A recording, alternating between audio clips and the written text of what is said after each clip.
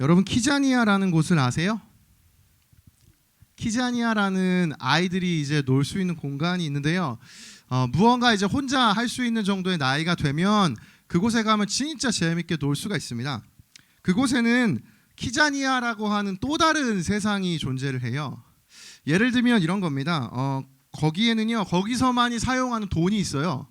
이제 놀이동산처럼 이렇게 입장을 하는데요. 입장하면 그곳에서만 통용되는 돈도 있고요. 아이들이 이제 처음 갔을 때 기본 좀 이제 그 돈을 좀 줍니다. 그럼 그거 가지고 이제 거기에 가게들이 있거든요.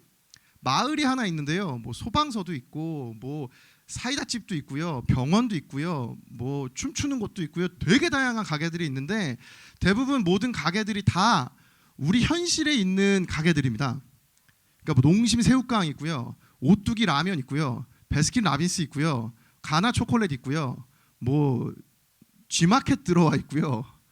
되게 다양해요. 뭐 제주 삼다수 있고요. 정말 다양한 브랜드들이 있는데요. 아이들이 이제 거기 가서 둘 중에 하나입니다. 하나는 내가 거기서 일하면 뭐 이렇게 약국 가잖아요. 약국 가면 일하면 돈을 받아요. 알바비를 받고요. 그거 가지고 베스킨라빈스 가서 이제 아이스크림을 자기가 만들어서 먹는 겁니다. 신기하죠? 딱 그 세상에서 살 수 있어요. 그래서 소방서 가서 불 끄고 막 일하면 돈 받고요. 그 가지고 이제 가서 가나 초콜릿 만들어 먹는 거예요. 너무 신기하더라고요. 딱 정해진 시간 동안 가서 거기서 딱 시킨 대로, 그래서 롯데리아도 있습니다. 그래서 햄버거 만들어서 먹고 다 할 수 있습니다. 진짜 모든 걸 다 할 수 있어서 너무 처음 가서 저는 너무 신났어요. 다 애들이라서 이제 37살이니까 같이 할 수는 없지만 너무 저는 신기한 세상을 경험을 했습니다. 근데 사실은 뭐 여러분도 이미 예상하시겠지만 그 키자니아라고 하는 세상은 저희들이 오늘 살아가는 이 세상하고 사실은 분리된 것이 아니죠. 저희들이 아이들이 재밌게 놀 수 있도록 만들어낸 공간일 뿐입니다. 근데 어쩌면 키자니아만 존재한다, 키자니아 안에서만도 얼마든지 살 수 있겠구나라는 생각도 제 안에 문득 들더라고요. 저희들이 사는 세상 속에서 이 키자니아라고 하는 이 아이들이 즐길 수 있는 공간이 있다고 느껴야 하는데, 키자니아와 같은 그런 곳이 행복한 세상이라고 그렇게만 생각을 한다면 어쩌면 정말 진실을 모른 채 그 사람은 살고 있지 않을까 생각이 듭니다. 물론 그런 사람은 저희들 주변엔 없을 테지만 말이죠. 근데 이 너무나도 말도 안 되는 생각을 제가 지금 나눴는데요. 저희들이 살아가는 오늘 이 세상에서 저희들의 머릿속에, 저희들의 마음속에 이런 일들이 계속해서 내가 인식하지 못하는데 벌어지고 있다는 겁니다. 세상 가운데 키자니아라고 하는 어떤 아이들의 놀이 공간인데 끊임없이 저희들의 머릿속에서 이 두 가지를 점점 분리하는 생각들이 계속해서 자라나요. 세상에 계속해서 그걸 심어줍니다.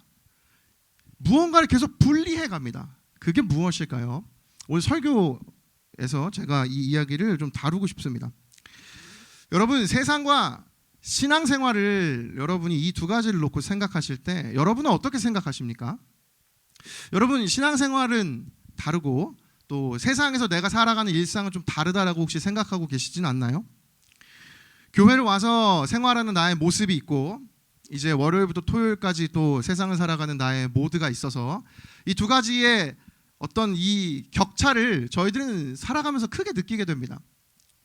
특히 20대를 살아가는 이제 여러분 나이 때 이제 스스로 무엇인가 결정해서 내가 이제 그걸 책임져가는 그 인생을 살아가기 시작한 20대 처음부터는 이 느낌을 좀 많이 느껴요. 좀 내가 달라졌네.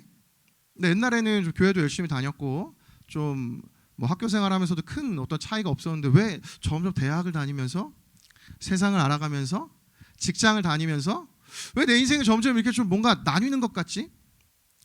나 분명 이런 신앙 가진 사람이 아니었는데 왜 자꾸 이게 이렇게 좀 격차가 벌어지는 것 같지? 저희들이 세상을 살아가면서 사실 이런 어떤 개인의 변화에 대해서 좀 낯설게 느낄 때가 있습니다. 내가 이런 사람이었나? 나 원래 안 이랬는데. 혹시 여러분 그런 생각, 그런 느낌을 갖고 계신 분 계세요? 나 고등학생 때만 해도 이러지 않았는데. 나 대학을 다닐 때만 해도 이러지 않았는데. 뭐 여러분과 제가 변화가 됐을 수도 있지만 제 개인적으로는 고등학생 때와 적어도 대학생 또 20대 때는 좀 상황이 다른 것 같습니다. 고등학생 때는 여러분 사실 여러분이 나 자신을 이런저런 상황 속에서 발견하고 내가 어떤 사람인지 알아갈 수 있는 그런 좀 다양한 상황들이 많이 주어지지 않습니다. 대부분 학교 학원집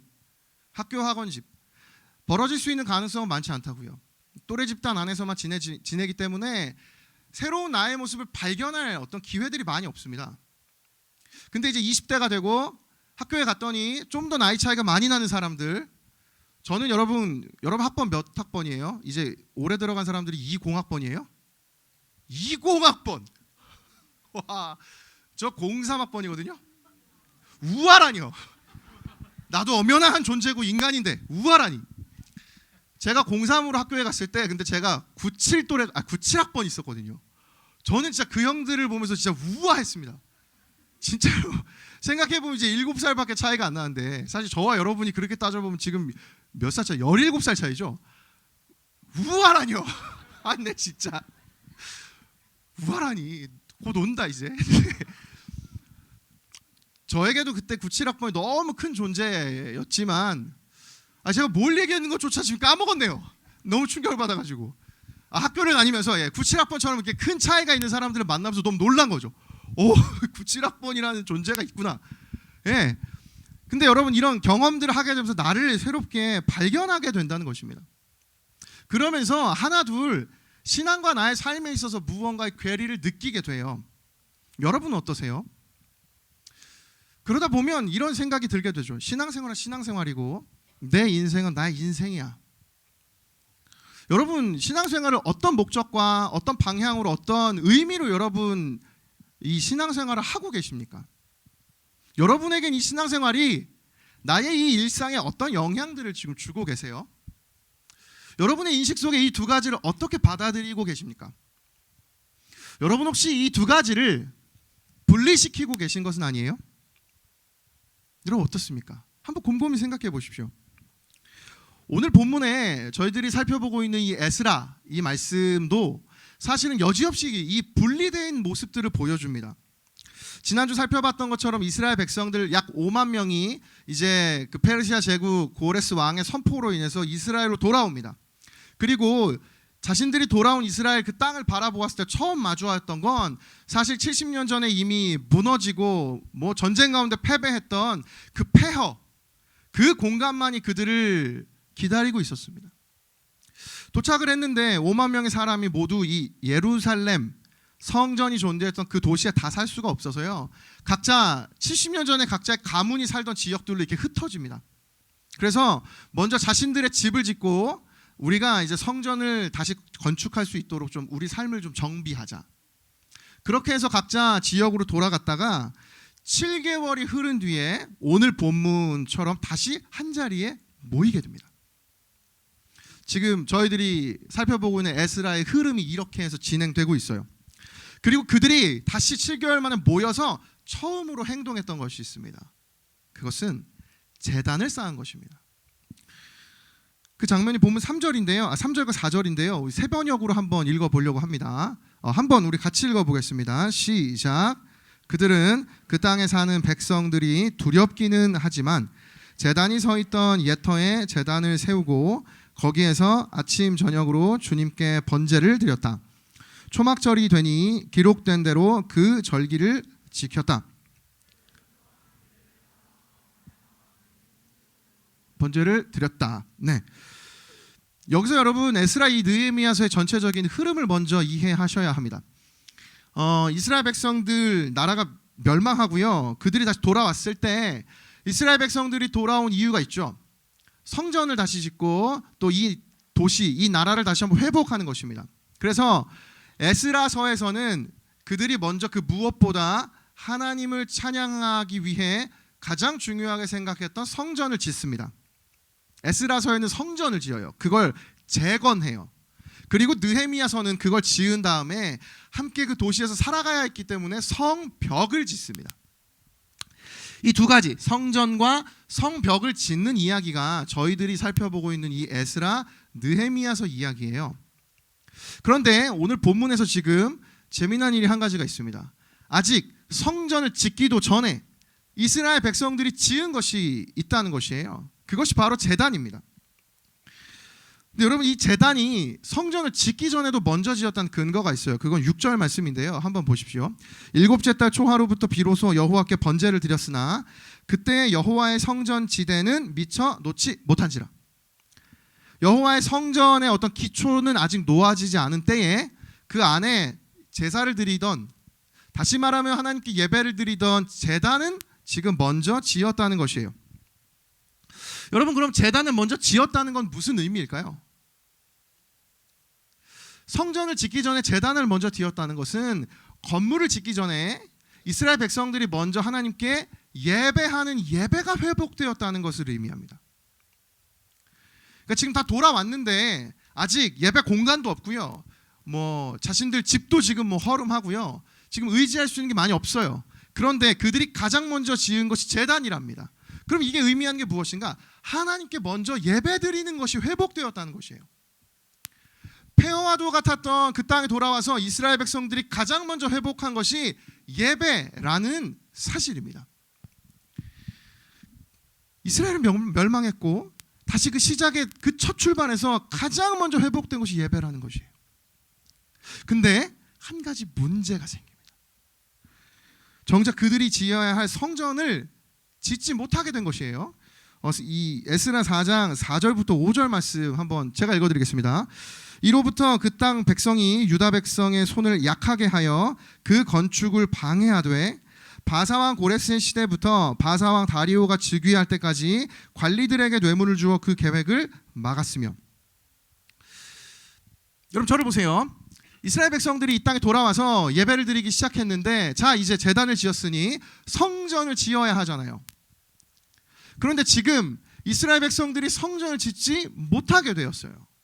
왜냐하면 주변에 있던 많은 사람들이 이스라엘 백성들을 견제하고 이스라엘 백성들을 두렵게 하였기 때문입니다. 왜냐하면 이 땅엔 사실 아수르가 이 나라를 멸망시킬 때 아수르라는 나라가 가지고 있었던 식민지 정복 전략이 있었어요. 자신들이 이 나라를 정복하면 이 나라의 정체성을 흔들어야 했습니다. 우리나라도 일본의 식민지에 있을 때 민족의 정체성을 흔들기 위해서 일본이 계획했던 전략이 무엇입니까? 언어를 못 쓰겠잖아요. 여러분 천문 영화 보셨어요? 나는 봤어요. 그냥 그렇다고요. 거기 세종대왕 얘기가 나와서 그냥 생각해서 얘기해 봤어요. 중요한 건 그 민족의 정체성을 흩기 위해서 일본이 우리나라의 정체성을 흩기 위해서 한글을 없앴듯이 이스라엘 백성들의 정체성을 흩기 위해서 우리는 하나님 백성이야, 우리만 하나님 사랑하시는 백성이야 라는 그 정체성을 가지고 있었기 때문에 이스라엘 백성들은 절대로 다른 민족들과 결혼하지 않았어요. 근데 지금 그 백성들과 아수르가 이 민족의 정체성을 흩기 위해서 결혼을 시킵니다. 다른 나라 사람 데려와서 민족성을 없애버리는 거죠. 그 민족들이 거기 있었어요. 그러니 이스라엘 백성들이 그곳에 돌아왔을 때 그곳에 살던 사람들이 그걸 자꾸 방해하고 싶은 겁니다. 니네 왜 우리 땅에 와서 이러냐? 니네 왜 우리를 자꾸 이렇게 어렵게 하냐? 너네 절대로 성전 건축하지 못한다. 따라서 이스라엘 백성들이 돌아왔을 때 성전을 건축하지 못하게 하는 방해 세력들이 끊임없이 이어졌어요. 그 기간이 어느 정도였냐면 17년이라는 시간이 들었습니다. 여러분 너무 놀랍죠? 그래서 17년 동안 여러분 이스라엘 백성들의 성전 건축이 멈추게 돼요. 여러분 이거 몰랐죠? 깜짝 놀랐죠?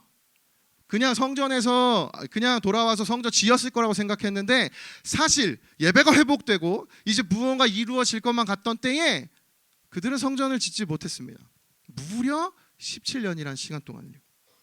그리고 그 기간 사이에 등장한 새로운 선지자가 있었습니다. 바로 학개라는 선지자였어요. 그래서 학개라는 선지자가 이 시기에 나타나서 이스라엘 백성들에게 이렇게 선포를 합니다. 학개서 우리 1장 2절부터 4절 말씀 같이 한번 읽어보겠습니다. 시작. 만군의 여호와가 이같이 말하여 이르노라.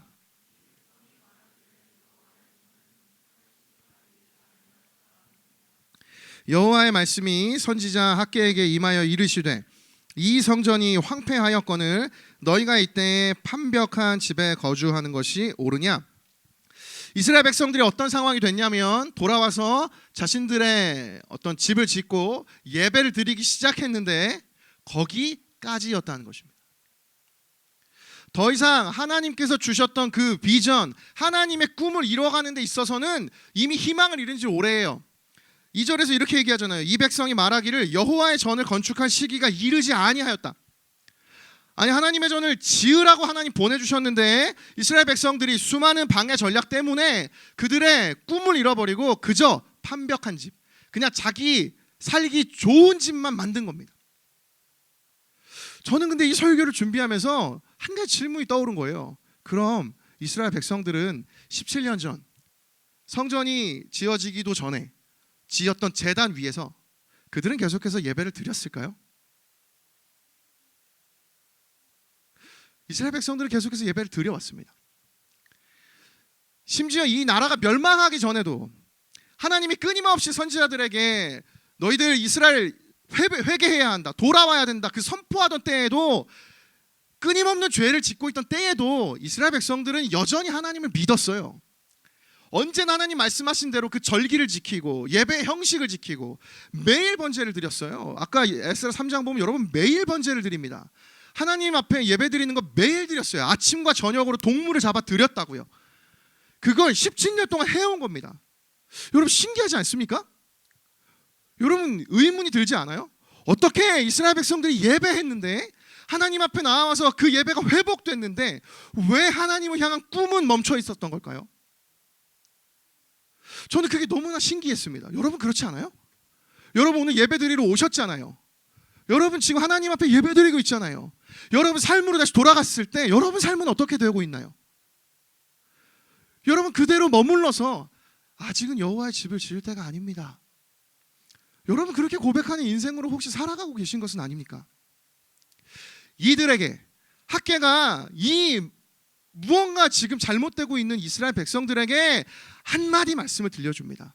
이 한마디 말씀이 이스라엘 백성들의 모든 것을 변화시키는 변화의 출발이 되었어요. 그것이 뒤이어 나오는 학개 1장 5절 말씀입니다. 이렇게 되어 있습니다. 그러므로 이제 만군의 여호와가 이같이 말하노니 너희는 너희의 행위를 살필지니라.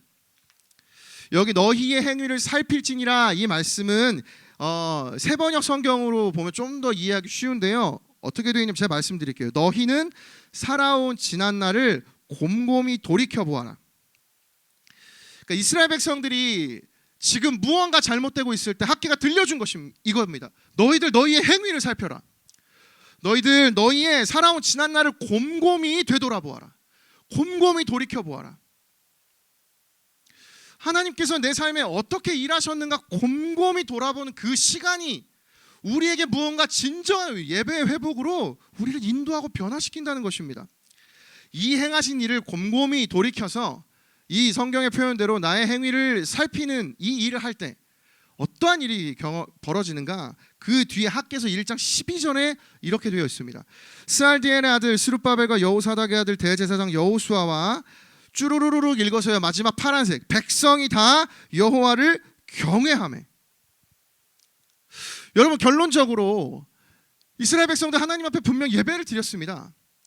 그런데 그들의 인생에 하나님의 꿈은 멈춰 있었습니다. 이 꿈이 다시 시작될 수 있도록 학개가 선포한 메시지가 있었습니다. 너희의 행위를 살필지어다. 그 말씀을 통해서 이스라엘 백성들이 하나님 앞에 나의 인생 가운데 일하여 주셨던 하나님을 곰곰이 되돌아보았습니다.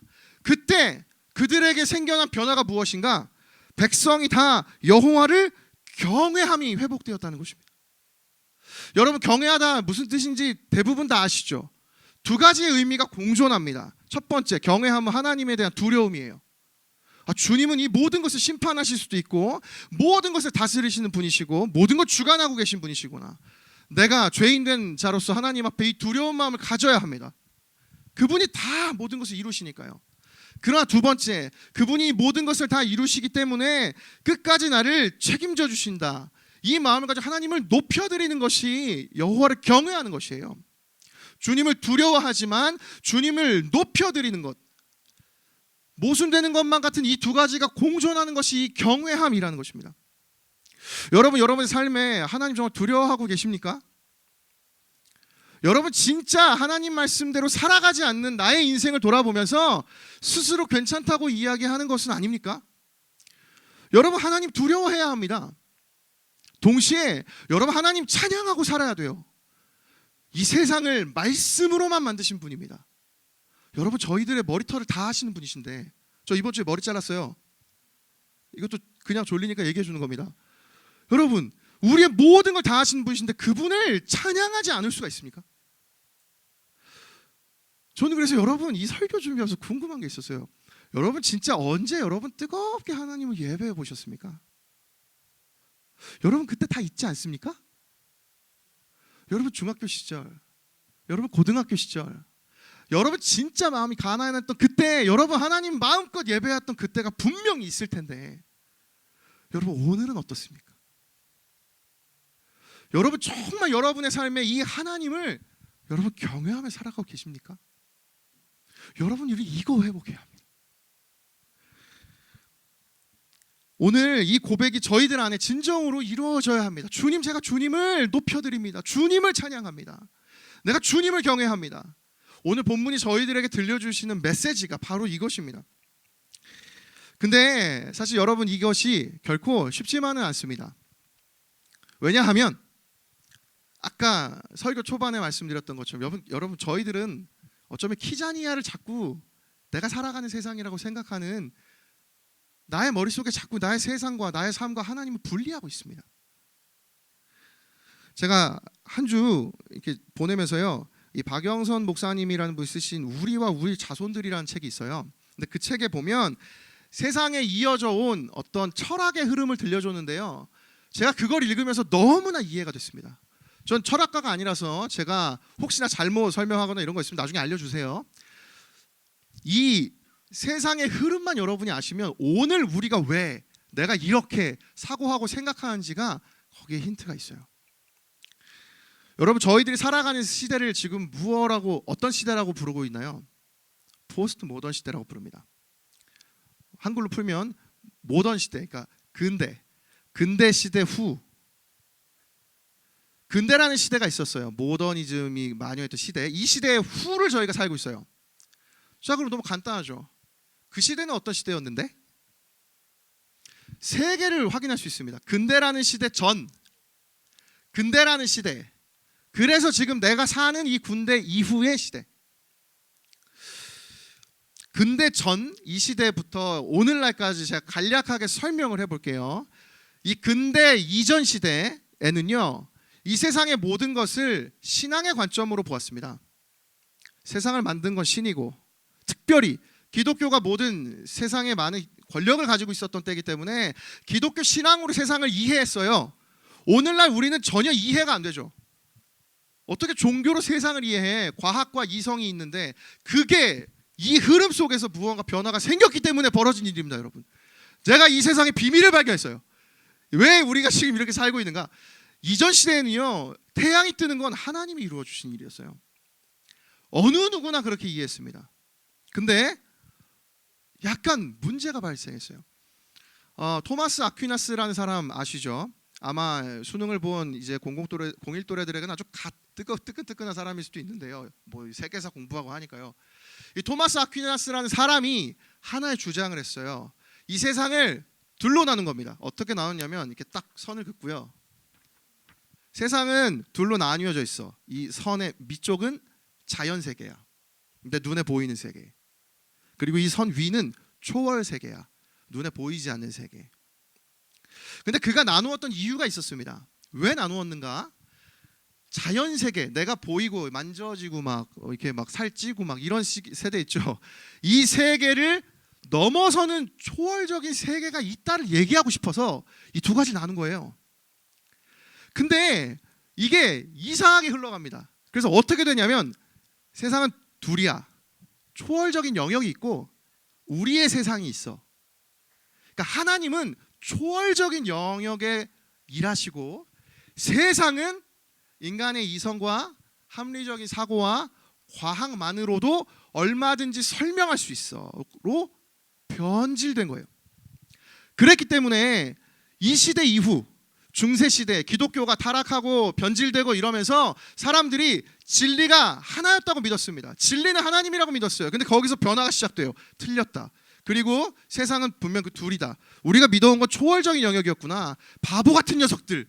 이 세상은 이성으로 우리가 판단할 수 있고 확인할 수 있는데, 따라서 자연세계의 이성이 중요해 해서 근대라는 시대는 이성으로 생각하는 시대였던 겁니다. 합리주의가 나오고요, 계몽주의가 나와요. 이 모든 건 다 과학과 이성으로 모든 것을 확인할 수 있고 모든 것을 설명할 수 있어요. 그리고 더 무서운 건 그것이 세상의 진리가 되어갑니다. 왜냐하면 확실하니까요. 세상이 그렇게 흘러갔습니다. 근데 이 근대 시대에 문제가 생겨요. 그렇게 모두가 진리라고 믿었던 이성을 중심으로 세상이 발전하고 성장했는데 그 결과가 무엇이었죠? 다 배웠죠. 세계 제1차, 2차 세계대전. 그래서 사람들은 모두 절망에 빠졌습니다. 내가 믿었던 진리였던 이성으로 우리가 성장하고 발전해 왔는데 그 결과의 끝은 무엇인가? 서로가 서로를 죽이고 서로에게 총을 겨누고. 그래서 이 시대를 겪으면서 사람들이 한 가지 더 깨달은 것이에요. 세상에 진리는 없다. 이성을 믿을 수 없다. 그래서 오늘날 근대 이후의 시대는 한 가지의 진리를 이야기하지 않는 겁니다. 너의 생각, 나의 생각을 존중하기 시작한 것이죠. 이게 가장 큰 이 세상의 흐름입니다. 이게 이어져 왔다고요. 이 분리가. 사람들이 놀랍게도 그럼 이성이 실패하면 다시 돌아가면 되는데 돌아가지 않았어요. 왜냐하면 둘로 나뉘었던 이 영역이 계속해서 점점 발전했기 때문입니다. 자연은 더 자연계로, 초월은 더 초월계로. 제가 여러분에게 처음 설교 시작할 때 질문했던 여러분의 종교 생활, 신앙 생활과 여러분의 일상 생활은 어떤 관계가 있나요? 여러분이 두 가지는 원래 하나였습니다. 여러분이 두 가지는 결코 나누는 것이 아니에요. 여러분 신앙생활 하시면서 여러분 예배 가운데 은혜를 받으면 여러분 그게 은혜에서 그칠까요? 초월적인 신앙의 영역에서만 만족이 있을까요? 아닙니다. 여러분 그게 내 일상으로 흘러들어와요. 내 삶의 변화가 이루어진다고요. 그걸 확인할 수 있는 곳이 어디인가? 오늘 본문입니다. 에스라서에서 백성들이 예배를 드렸지만 온전히 하나님을 예배하며 찬양하지 못했던, 여호와를 경외하지 못하던 그 무언가 부족했던 신앙 속에 하나님 학개 선지자를 통해 말씀해 주셔서 너희의 행위를 살펴라. 그 말씀을 들었을 때 백성들에게 경외함이 회복되면서 어떤 일이 벌어졌는가? 학개서 1장 13절부터 15절입니다. 제가 읽어드릴게요. 그때 여호와의 사자 학개가 여호와의 위임을 받아 백성에게 말하여 이르되 여호와가 말하노니 내가 너희와 함께하노라 하니라. 여호와께서 스알디엘의 아들 유다 총독 스룹바벨의 마음과 여호사닥의 아들 대제사장 여호수아의 마음과 남은 모든 백성의 마음을 감동시키심에 그들이 와서 만군의 여호와 그들의 하나님의 전 공사를 하였으니 그때는 다리오 왕 제2년 여섯째 달 24일이었더라. 여러분 다시 성전이 지어지기 시작한 것입니다. 이제 처음으로 이스라엘 백성들이 꿈꾸었던 하나님을 예배하는 성전이 오늘 이후부터 지어지기 시작했다는 것이에요. 그리고 나서 오래 걸리지 않았습니다. 얼마 안 돼서 이 성전이 모두 완공이 돼요. 여러분이 놀라운 일이 어느 변화로부터 시작이 되었나요? 내 인생에 하나님을 경외하는 진정한 예배의 회복으로부터 일상에서 이스라엘 백성들의 눈앞에 있던 황폐와도 같았던 삶에 실제적인 변화가 이루어졌다는 것입니다. 여러분 저는 그래서 여러분에게 도전하고 싶습니다. 여러분 올 한 해 대학 2부 도약하라 이 말씀을 시작해서 여러분 인생에 정말 도약을 꿈꾸고 계십니까? 여러분 정말 여러분의 인생에 진정한 변화를 경험하고 싶으십니까? 그렇다면 내가 믿고 있는 이 신앙과 나의 사실 이 일상이 원래 하나였다면 내가 예배의 모든 것을 걸고 하나님의 사랑하고 경외하는 예배함이 내 안에 회복이 된다면 여러분 반드시 나의 삶은 회복되는 줄을 믿습니다. 여러분 그 기대가 있어야 해요. 여러분 이 믿음이 있어야 합니다. 그리고 이걸 위해 여러분 도전하셔야 됩니다. 여러분 이것이 변화되지 않으면, 이것이 회복되지 않으면 결코 우리의 삶의 진정한 회복은 이루어지지 않아요. 저 여러분에게 도전합니다. 이번 겨울 수련회 뿐만이 아니라요, 대학 2부로 하루 한 해를 지내시는 이번 한 해 동안 여러분 이 회복이 있었으면 좋겠습니다. 여러분 정말 하나님을 여러분의 하나님으로 여러분 고백하고 계십니까? 저는요 이 말씀을 준비하면서 제일 은혜 받은 건 이 대목이에요. 한 주석에서 이 예배 회복이 벌어진 이후에 이제 설교 거의 다 끝났습니다. 회복이 이루어진 이후에 이스라엘 백성들에게 하나님을 선포하던 표현이 바뀝니다. 마지막으로 우리 학개 1장 5절과 12절 말씀인데요. 같이 한번 읽어보겠습니다. 시작. 그러므로 이제 만군의 여호와가 이같이 말하노니 너희는 너희의 행위를 살필지니라. 스알디엘의 아들 수룹바벨과 여호사닥의 아들 대제사장 여호수아와 남은 모든 백성이 그들의 하나님 여호와의 목소리와 선지자 학개의 말을 들었으니 이는 그들의 하나님 여호와께서 그를 보내셨습니다. 백성이 다 여호와를 경외하매. 처음에 이스라엘 백성들에게 학교가 선포할 때 하나님을 그는 만군의 여호와라 선포합니다. 그런데 그들에게 말씀을 선포하고 그 마음이 변화가 된 이후에 그들에게 하나님을 학개는 그들의 하나님 여호와라고 선포합니다. 여러분, 저는 저와 여러분 안에 이 예배 회복이 벌어질 때 하나님 반드시 이 은혜를 주실 것이라 믿습니다. 내가 그저 무언가 먼 발치에서만 믿었던 만 같은 그 하나님이 진짜 이제 나의 하나님이 되시는구나를 여러분이 반드시 경험할 수 있을 것이라고 생각합니다. 따라서 여러분, 저는 오늘 이 예배를 통하여서요, 저와 여러분 안에 나누어졌던, 분리되었던 내 신앙과 삶이 있다면 그것이 하나가 될 수 있는 그 지점이 예배구나. 하나님, 오늘 제가 하나님을 경외하는 이 예배함이 회복되기를 원합니다. 주님, 그리하여서 내 삶의 현장까지도 변화할 수 있도록 주님께서 은혜를 베풀어 주시옵소서.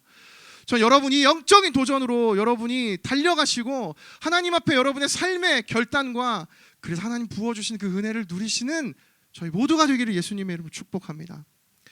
설교를 마치겠습니다. 제가 주중에 되게 얇은 책 중에요, 주목할 만한 일상이라는 책이 있었는데요. 이 책이 참 이 수련회 준비하면서 또 오늘 말씀 준비하면서 저희들의 마음 가운데 들려주는 어떤 이야기가 있는 것 같습니다. 제가 이 글을 마지막 읽고 설교 마치겠습니다. 하나님을 사랑한다는 것은 주목한다는 것, 마음을 쓴다는 것, 눈을 뜨지 않으면 절대 볼 수 없는 방식으로 하나님께서 나와 함께 하실 가능성에 마음을 열어두는 것을 뜻합니다. 여러분 다 저를 보세요. 저를 봐주세요. 여러분 한 주 동안도 어떻게 살아오셨는지 여기에 300명 가까이 되는 여러분의 인생을 제가 알 수는 없습니다. 제가 여러분의 삶에 한마디 한마디 저의 생각으로 어떤 조언도 하기도 어렵습니다. 왜냐하면 여러분의 인생 그 자체가 의미가 있고 여러분도 너무 얼마든지 여러분의 인생에 대한 생각들을 지혜롭게 할 수 있는 나이이기 때문입니다. 그런데 제가 딱 한 가지는 여러분에게 분명하게 이야기할 수 있습니다. 여러분, 하나님을 붙들고 그리고 바꿔 말하면 하나님이 붙드시는 인생이 된다면 결코 그 인생은 실패하지 않습니다. 전 여러분이 그런 은혜를 이번 2020년 경험하셨으면 좋겠습니다. 여러분 인생에 하나님과 나를 분리하지 않고요. 여러분, 원래 우리는 하나님과 하나였습니다. 사실은 원래 하나입니다. 여러분, 오늘 이 말씀이 여러분의 삶에 하나님의 한 그 믿음이 내게 내 삶의 현실로 경험되어지고 하나님의 은혜로 경험되어지기를 예수님의 이름으로 축복합니다.